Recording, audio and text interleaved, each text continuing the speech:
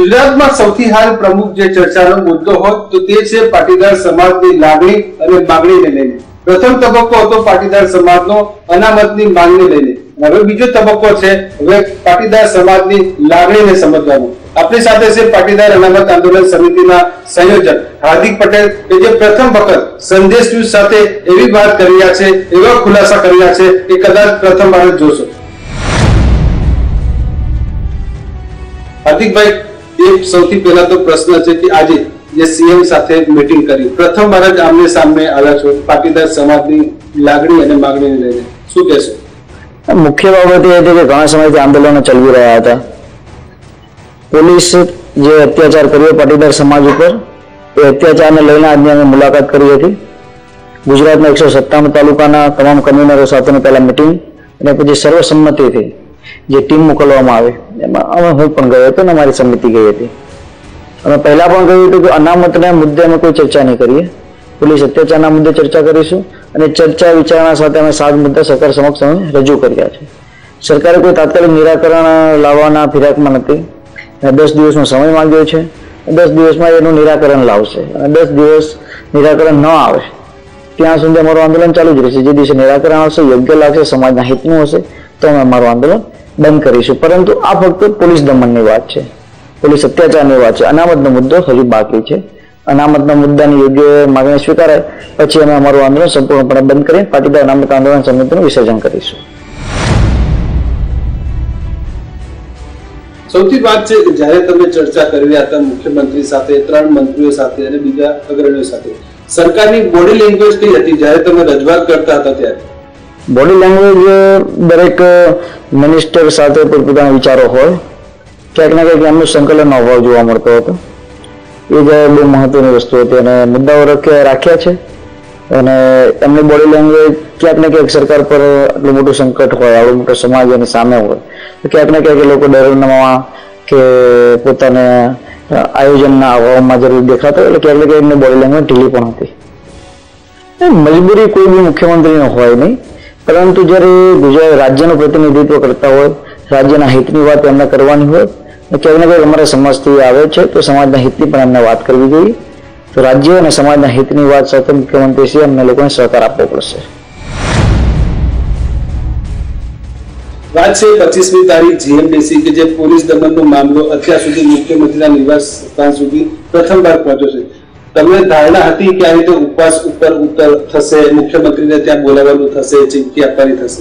એ question બદલ આપનો આભાર. કારણ કે જે મુખ્ય હેતુ છે ગુજરાતની જનતાને જણાવવાનું, પાટીદાર સમાજને મુખ્યમંત્રીને બોલાવવાનું કારણ શું? તો જ્યારે 25 લાખ લોકો ગ્રાઉન્ડ પર ભેગા થયા હોય, આઈબીનો રિપોર્ટ એવો હોય કે આ રેલી નીકળશે તો કાંઈક અજુગતું થશે, એ સમયે અમે કલેક્ટરશ્રીને ત્યાં બોલાવવાનું આયોજન કર્યું. પણ કલેક્ટરશ્રી કે ના, તમે બહાર આવીને આવેદનપત્ર અમને આપો. એટલે એમને કહ્યું કે મુખ્યમંત્રીશ્રી અહીંયા આવશે અને અમારું આ આવેદનપત્ર સ્વીકારશે. એનું કારણ એ હતું કે આઈબીનો રિપોર્ટ એવો હતો કે જો રેલી નીકળે અને 25 લાખ લોકો જ્યારે રોડ ઉપર આવે ને છતાંય નતા આવ્યા, છતાં વાળજોડી નામે એવો કાકરી ચાળો બન્યો તો ઘણા બધા છોકરાઓને મારવામાં આવ્યા હતા. એ રેલી દરમિયાન જો 25 લાખ લોકો રોડ પર નીકળ્યા હોત તો એ બહુ મોટો ઇસ્યુ થવાનો હતો અને અમારા 100 યુવાનોની હત્યા કરવાનું એક આયોજન હતું જે આઈબીનો રિપોર્ટ કહે છે કે ત્યાં બહુ મોટો ઇસ્યુ થવાનો હતો. એટલા માટે મેં ઉપવાસ પર બેસીને મુખ્યમંત્રીશ્રીને બોલાવવાનું આયોજન કર્યું જેથી અમુક પબ્લિક ત્યાં રહે અને અમુક પબ્લિક રેલીમાં જાય. એટલા માટે આ ઉપવાસનું આયોજન હતું. અને કોઈ બી મુખ્યમંત્રી હોય એ પ્રજાથી બનેલા હોય છે તો એ આશા હોય કે આવડું મોટું જન સમુદાય જ્યારે બહાર આવ્યું હોય પોતાના હક માટે તો મુખ્યમંત્રીશ્રી ત્યાં આવવું જોઈએ. કેમ કે દીપેશના અભિષેકનું જે મૃત્યુ જે હત્યા કાંડ હતો એમાં નરેન્દ્રભાઈને પણ એ લોકો બોલાયા હતા, નરેન્દ્રભાઈ એ લોકોને ત્યાં બોલાયા હતા. તો એવું પણ બની શકે, પણ એવું કંઈ બન્યું જ નહીં અને સીધી લાઠીચાર્જ, ગોળીબાર એવું બધું બન્યું. એટલે ક્યાંક ને ક્યાંક એ દુઃખનો વિષય છે. હકીકત આ હતી મુખ્યમંત્રીશ્રીને બોલાવવાની. અને ઘણી આજે તમારા નિર્ણયને ઘણા ટીકાકારો એમ કહેતા હતા કે હાર્દિક પટેલ એક જીત લઈને બેઠા છે, જેનાથી સમગ્ર નુકસાન થયું છે. આખરે જે બીજો તબક્કાનો જે પ્રારંભ થયો છે, તમામ 144 કન્વીનરો મુખ્યમંત્રીના નિવાસ સ્થાને સફળતાપૂર્વક રજૂઆત કરી ચૂક્યા છે, ત્યારે શું કહેશે? ગુજરાતના 157 તાલુકાના કન્વીનર, એમાં 26 જિલ્લા, એ તમામ લોકો અમારી સાથે છે પાટીદાર અનામત આંદોલન સમિતિ સાથે અને આગામી ઠરાવ પણ કર્યો છે. અને સૌ લોકોને એક જ કહ્યું છે, હાર્દિકભાઈ તમારો જે નિર્ણય હશે એ અમે સર્વમાની સૌ લોકો માન્ય રાખીશું. પરંતુ ક્યાંક અંશે એવા બી લોકો હોય કે કન્વીનર પોતાની સમિતિ સાથે જણાવતો હોય, પણ બીજા બે વ્યક્તિઓ, કેમ કે કન્વીનર એનું કામ અમારી સાથે કરતો બે વ્યક્તિ ન પણ ગમતું હોય. સ્વાભાવિક ચાવડો મોટો સમાજ હોય તો 2-5% લોકો દુઃખ હોય, વિરોધમાં હોય, અને વિરોધ હોવો જોઈએ તો જ આંદોલન સફળ થાય. સાથે સમગ્ર ગુજરાતમાં છેલ્લા 2 મહિનામાં જોશો જય સરદાર જય પાટીદારના નારા ગલીએ સોસાયટી વિદેશમાં જિલ્લામાં અને વિદેશો સુધી ભૂલ પહોંચી હતી. પરંતુ વારંવાર જ્યારે વાત આવે હાર્દિક પટેલ અને લાલજી પટેલની કે ભાઈ મોટા નેતાઓ વચ્ચે મતભેદ છે, શું કોઈ તમારા સમાજના કોઈ આવા જે હિત વિરોધી છે કે જે તમને આ રીતે ખૂબ પ્રચાર કરી રહ્યા છે? દરેક સમાજ હોય, એમાં અમીરચંદન જયચંદો હોય જ છે. ક્યાંક ને ક્યાંક એવા લોકો બી હોય કે જે બે શક્તિને ભેગી કરવા ના માંગતી હોય. આંદોલન પાટીદાર અનામત આંદોલન સમિતિ 6 જુલાઈથી ચાલી રહ્યું છે અને એમાં એસપીજી જેવા ઘણા બધા નાના મોટા સંગઠનોને અમને ટેકો આપ્યો અને એમાં એસપીજી પણ હતું. પણ એસપીજી ઘણા સમયથી ચાલતું હતું, લોકો એમ કહેતા કે એસપીજી હકીકતમાં અમારી સાથે છે. અમારા બે લાલજીભાઈ અને મારા વચ્ચે કોઈ મતભેદ નથી. એનો પહેલા ભાઈ અમે બે મોટા ભાઈ છે, નાના ભાઈ છે. તો ક્યાંક ને ક્યાંક લોકો આ વાતને ખોટી રીતે ચર્ચા કરીને આંદોલન તોડવાનો પ્રયાસ કરે. એમાં રાજકીય લોકો પણ હોય છે. તો મારા લાલજીભાઈ વચ્ચે કોઈ પણ પ્રકારનો મતભેદ નથી, મનભેદ પણ નથી. તો ક્યાંક ને ક્યાંક એવું હોય કે વિચારસરણી થોડીક અલગ હોય, પણ સાથે મળીને આંદોલન ચલાવીશું. એટલે ફરીથી એ બંને નેતાઓ છે વારંવાર જે બતાવવાનું અમે સાથે છે, એકબીજા હાથ જોડીને ફોટા મીડિયામાં પણ આવે છે, એકબીજા સાથે જનતા પણ. ખરેખર એટલે કોઈ એવા સમાજના કેટલા તમે ઓળખી લીધા છે, કયા લોકો આપણી સાથે છે અને પાછળ રહીને ઘણા બધા લોકોને ઓળખી તો લીધા હોય, પણ એને જાહેર ન કરવાના હોય, કેમ કે ઘરનો ઇસ્યુ છે તો ઘરમાં બેસીને એને સુલઝા લઈશું અમે. 25 ઓગસ્ટથી લઈને અત્યારે 15 સપ્ટેમ્બર પસાર થઈ ચૂકી છે. લોકો હજુ સુધી એ જાણી શક્યા નથી અથવા તો જાણવા માંગે છે તમારા મુખે કે જીએમડીસી ગ્રાઉન્ડમાં પોલીસે જે લાઠીચાર્જ કર્યો હતો, આખરે આદેશ કોના હતા? હું તો પહેલા પણ કહ્યું હતું, અને હું તો હજુ પણ કહું છું કે હું એટલો જ ફરું છું. મારી જોડે કોઈ સિક્યોરિટી નથી જેનાથી જે થાય કરી શકે છે. પરંતુ આ જે લાઠીચાર્જનો અને ગોળીબારનો ઓર્ડર છે એ કંઈક દિલ્હીથી આવેલો ઓર્ડર છે, અને સરકારને આજ પણ અમે કહ્યું હતું કે આની પાસેનો જે કોઈ બી જનરલ ડાયર હોય એને તમે જાહેર કરો, અમારે બીજું કાંઈ જોતું નથી. અને જે તમે માંગ કરી છે કે તમામ લોકોને 302 ની કલમ હેઠળ સજા કરવામાં આવે, જ્યાં સુધી સજાનું અને કેસ ચાલુ રહે ત્યાં સુધી આ લોકોને સસ્પેન્ડ કરવામાં આવે. અમે એના માટે રજૂઆત એ જ કરી હતી કે જે વિસ્તારમાં યુવાનોની હત્યા કરવામાં આવી છે, જાણી જોઈને કરવામાં આવી છે. પોસ્ટમોર્ટમ એવું કહે છે પોઈન્ટ એન્ડ બ્લેક ગોળી મારવામાં આવી છે, શૂટ કરવામાં આવ્યા છે.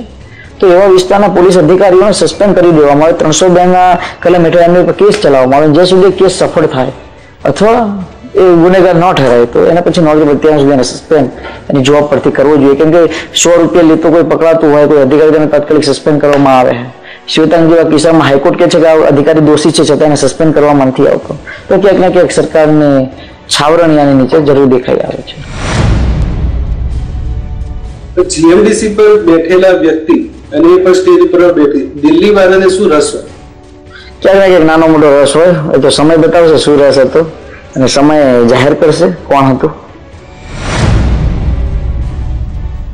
પુરુષોત્તમ રૂપાલા અને રમણભાઈ વોરા અને રજનીભાઈ પટેલ એમનો ભયંકર વિરોધ થયો, ઊંઝામાં થયો, પાટણમાં થયો. તો આ વિરોધ કેવી રીતે થયો? શું લાગે છે, લોકો સ્વયંભૂ આવીને વિરોધ કરવા લાગ્યા કે તમારે ત્યાંથી કહેવામાં આવ્યું હતું? એ જે વિરોધ છે એ મહિલાઓ વિરોધ કરી રહી છે, અને સ્વાભાવિક છે જ્યારે મહિલાઓ ઘરમાં હોય એની સાથે અભદ્ર ભાષામાં વાત કરવામાં આવે તો મહિલા ચાહે એ બિચારી રોટલી બનાવતી હોય માતા બેન તો એ ઝાંસીની રાણી બની જાય. એટલા માટે એ વિરોધ કરવા બહાર આવ્યો કે એના દીકરાને કોઈ ઘરમાંથી ઉપાડી ગયું, એના દીકરાને બચાવવા માટે ભીખ માંગતું હતું, કોઈ પોલીસ વાળાએ રહેમ નથી કરી, એટલા માટે બહાર આવી છે. અને આ પુરુષોત્તમ રૂપાલાનો એનો જે વિરોધ થાય ને, પુરુષોત્તમ રૂપાલા એ જ કે જે જાહેરમાં એવું બોલે તો કે મને મારા પાટીદાર હોવાનું મને શરમ આવે છે, એવા પુરુષોત્તમ રૂપાલાનો જ વિરોધ કર્યો છે. અને જેવા સાથે તેવા થશું તે અમારા સમાજની લાક્ષણિકતા છે. એટલે એમ કહેવાય કે સરકારને વોટ બેંક વધુ પ્યારી છે કે ભાઈ પાટીદાર સમાજ? હા, જે સમજી શકાય એ લોકો સમજી શકે અને સમય સાથે બધું એનો જવાબ મળશે. બીજી વાત છે કે હવે આવનારા દિવસોમાં સ્થાનિક કક્ષાની જે ચૂંટણીઓ શરૂ થઈ છે, ત્યારબાદ મોટી ચૂંટણી આવી રહી છે. પાટીદાર સમાજે શું નક્કી કર્યું છે? તો દેખાઈ આવે ગામે ગામ બોર્ડો સાથે, એટલે એમાં કોઈ બોલવાનો વિષય નથી. સમાજ નક્કી કરશે, હું કરું નહીં સમાજ નહીં. એટલે સમાજે શું નક્કી કર્યું છે કર્યું બોર્ડ દેખાઈ આવે છે, જે સોસાયટીની બહાર ગામની બહાર જે બોર્ડો છે એ જ બધું દેખાઈ આવે છે. એટલે બોર્ડ એ બતાવે છે કે સીધી સરકારની નારાજગી છે. સ્વાભાવિક છે, નારાજગી હવે ને નવ યુવાનોને હત્યા કરી દેવામાં આવે, ઘરમાં ઘૂસીને ખરાબ શબ્દ બોલો, મા બેન ઉપર ખરાબ શબ્દ હોય, 307 જેવી એટલી જબરજસ્ત કલમો માસૂમ છોકરાઓ પર લગાવી દેવામાં, તો ક્યાંક ને ક્યાંક સમાજ નારાજ હોય, એને હોવો જ જોઈએ અને એના યોગ્ય પ્રતિકાર પણ પડવા જ જોઈએ. આ તો થઈ વાત બોર્ડની, પણ જરૂર પડે તમે પણ ચૂંટણીમાં આખી આપણી પાટીદાર સમાજની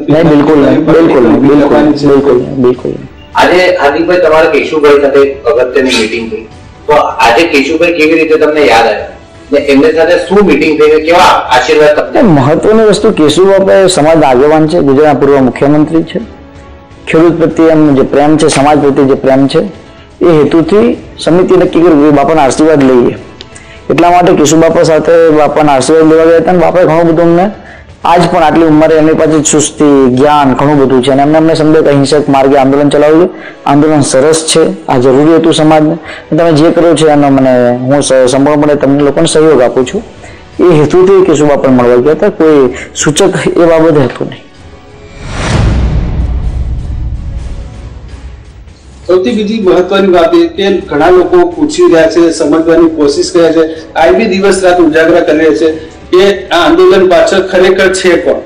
ભાજપ છે, કોંગ્રેસ છે, દિલ્હીથી બેઠેલા નેતાઓ છે, RSS છે, ઘણા બધી પાર્ટીઓના નામ આવી રહ્યા છે. આટલું મોટું પાર્ટીને ફંડિંગ કોણ કરી રહ્યું છે? આ પાર્ટી આ રીતે રાતોરાત ઉભી ના થાય, લાખો પાર્ટી નથી સાહેબ, લાખો રાતોરાત ભેગા ના થાય, સમિતિમાં આટલો મોટો ઉર્જા ના આવે, સંગઠન ના આવે. યુવા મજબૂત છે અને પાછળ કોણ? તો ગુજરાતના 1.80 કરોડ પટેલ હતા, પરંતુ હવે ભારત દેશના 27 કરોડ પટેલ આની સાથે છે. ફંડિંગ તો 1.80 કરોડ લોકો જોડાય, 1 રૂપિયા પર 1.80 કરોડ થાય. એ ફંડિંગનો પણ અમારી સાથે પ્રોબ્લેમ નહીં. સમજતા 2-5% સુખી લોકો એ પણ અમને સહકાર આપી રહ્યા છે. ભાજપ કોંગ્રેસ તો આની પાસે છે નહીં, મેં પહેલા પણ કહ્યું, પણ એ આઈબી ખુદ કહે કે આની પાસે ભાજપ કોંગ્રેસ તો છે નહીં, કોણ છે આઈબી પણ નથી શોધી શકતા. અને આટલું મોટું રાતોરાત પબ્લિક આવી આંદોલન સફળતાઓની પાછળ એક જ વસ્તુ કામ કરે છે, નો પ્લાનિંગ. આ આંદોલનનું કોઈ પ્લાનિંગ નથી, એટલા માટે આંદોલન સફળ થઈ રહ્યું છે. અમને લોકોને અત્યારે કોઈ જ ખબર નહીં કાલે શું કરવાનું. 9 વાગે સવારમાં 8 વાગે અમે નક્કી કરી 9 વાગે આ કરવાનું અને સફળ થઈ જાય છે. એ આંદોલનનું રહસ્ય છે. આદિલભાઈ, એક વસ્તુ ચાલે છે અત્યારે સમાજમાં અને ખાસ કરીને પાટીદારોના વડીલો જ લોકો કહે છે કે હાર્દિક ઘણો જિદ્દી છે, ઘણો હઠી છે, અભદ્ર ભાષાની ઇસ્તેમાલ કરે છે, ને બીજું એ કે એવી માંગો કરે છે જે શક્ય નથી. તો તમારા ઉપર આ જે એક છબી બનતી જાય છે, એક જિદ્દી હઠી ની છબી બનતી જાય.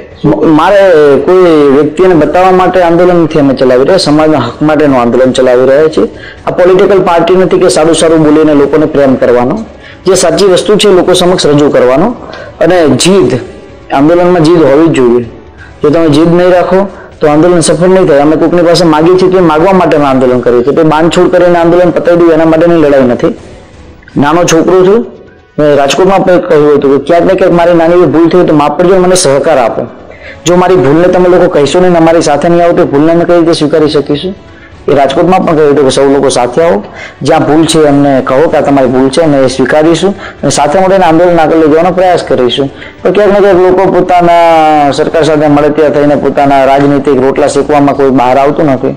હું તો અપીલ કરું છું સમગ્ર સમાજને કે વડીલ શ્રીઓ આપ જાહેરમાં આવો અને આંદોલનને સંપૂર્ણપણે સહકાર આપો.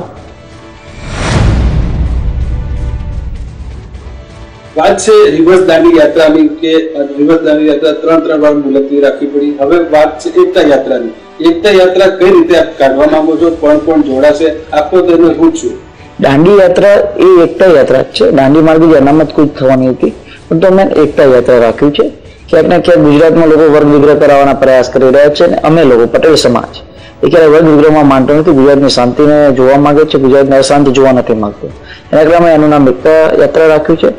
જે એકતા યાત્રા દાંડી માર્ગે જે સમય નીકળવાનું એ સમય 19 તારીખે નીકળશે અને કોઈ પણ જાતનું અડચણરૂપ અહિંસક માર્ગે પોલીસના સહકાર સાથે અમે આ યાત્રા કાઢીશું. યાત્રા કાઢશો, વાત છે ફરીથી પરમિશન કે જ્યારે તમે પરમિશન માંગો છો સરકાર પરમિશન આપતી નથી.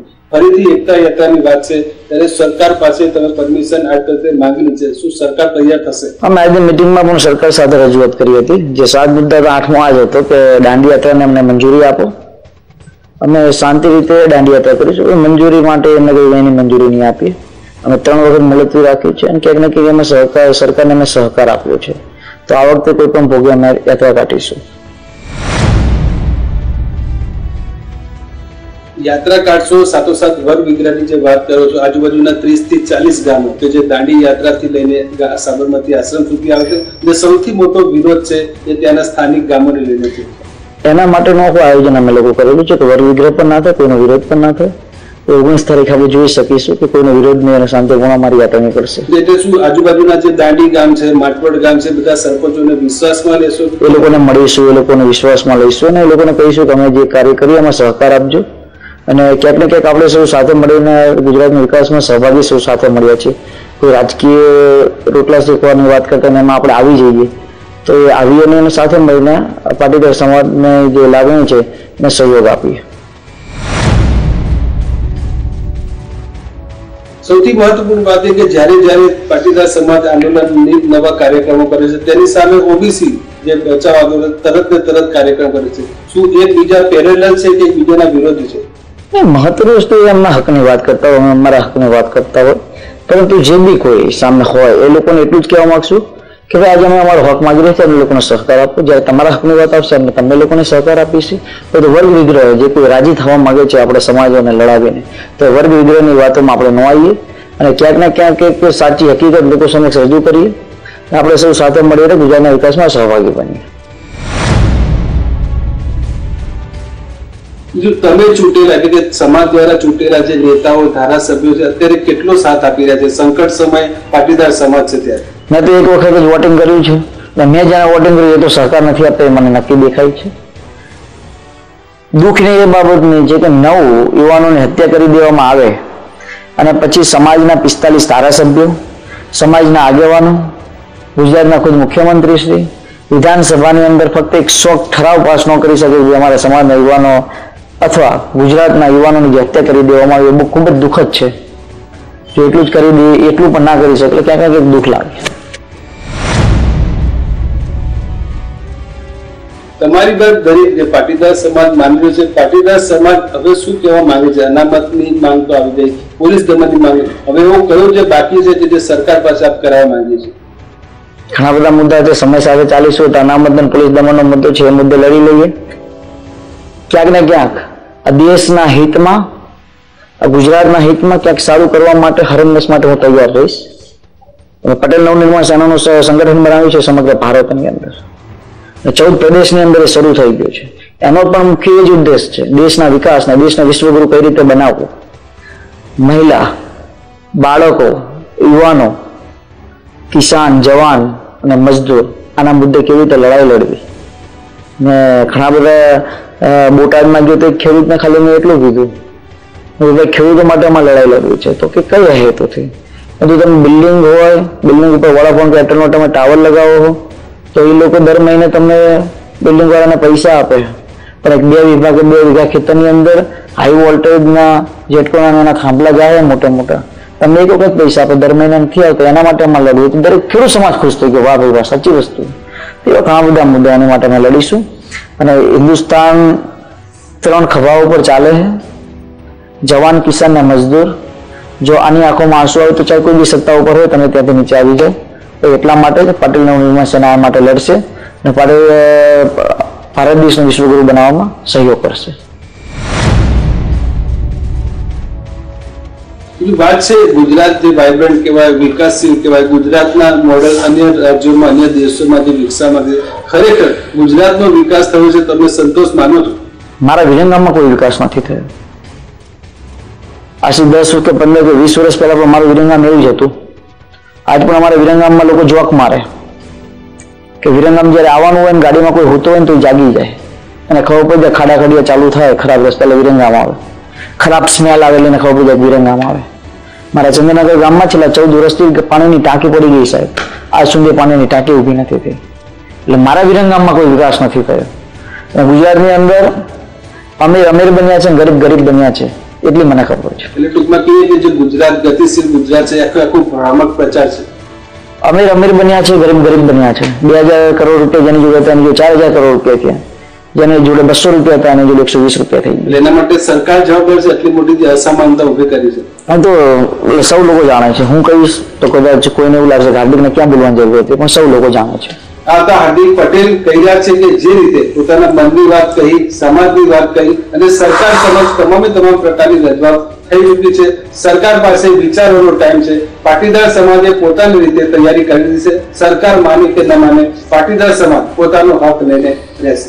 કેમેરામેન વિનોદ દેસાઈ અને વિનોદ શર્મા સાથે મનોજ અગ્રવાલ, સંદેશ ન્યૂઝ, અમદાવાદ.